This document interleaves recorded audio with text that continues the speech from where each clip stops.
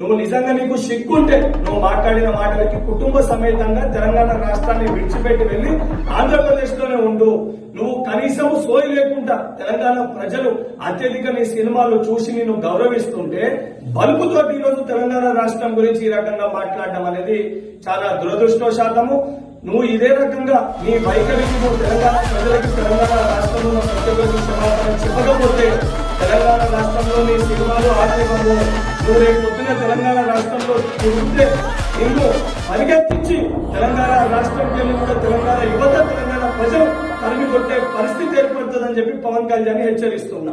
నేను మీ శిరీష, జనసేన పార్టీ తెలంగాణ. తమ్ముడు బాల్మూర్ వెంకట్ ఏం మాట్లాడుతున్నావు? ఏం బుర్ర పని చేస్తలేదా? సోయలేదా నీకు? ఏం మాట్లాడుతున్నావు పవన్ కళ్యాణ్ గారి గురించి? పరిగెట్టిస్తావా? ఆంధ్రాకి వెళ్ళిపోవాలా? ఏం నీ అయ్యా జాగిరా తెలంగాణ? ఏంది ఏం మాట్లాడుతున్నావు? ఆయన గురించి ఇష్టం వచ్చినట్టు నోటికి ఎంత వస్తే అంత మాట్లాడుతున్నావు. తమ్ముడు గుర్తుపెట్టుకో, పవన్ కళ్యాణ్ గారు జోలికి వస్తే ఎవరైనా సరే మేము సహించేది ఊరుకునేది లేదు. ఏం మాట్లాడుతున్నావు? పరిగెట్టిస్తావా? ఏది పరిగెట్టించుడు కాదు, కనీసం ఆయన దగ్గరికి రావాలనే ఆలోచన చేయి. నువ్వు జనసేన తెలంగాణలో ఉన్న మేము ఏం చేయగలుగుతాం చూపిస్తాం మీకు. ఏం నోటికి ఎంత వస్తే అంత మాట్లాడతావా? ఫ్యామిలీతో ఇక్కడి నుంచి వెళ్ళిపోవాలా? ఏం నీ అయ్యా జాగిరా వై తెలంగాణ?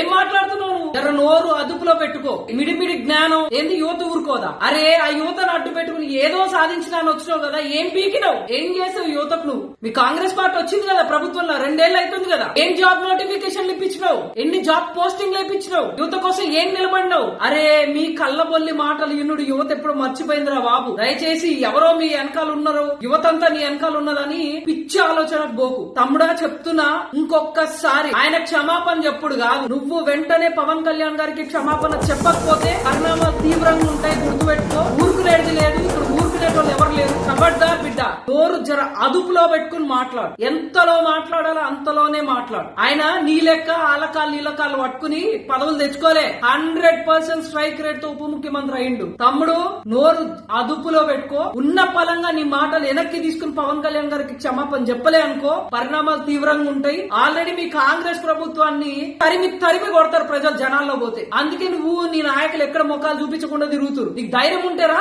అదే యువతకు చెప్తున్నావు కదా, యువతను అడ్డు పెట్టుకున్నావు కదా. ఎందుకు యువత పోస్టింగ్స్ ఇప్పించలేకపోయినా చెప్పు, బయటకు వచ్చి నిలబడి వాళ్ళ కోసం. అప్పుడు నీ దమ్ము, నీ ధైర్యం, నీ మాటలు చెప్పు. ఊకే మైక్ ఉంది కదా అని కథలు చెప్పకు.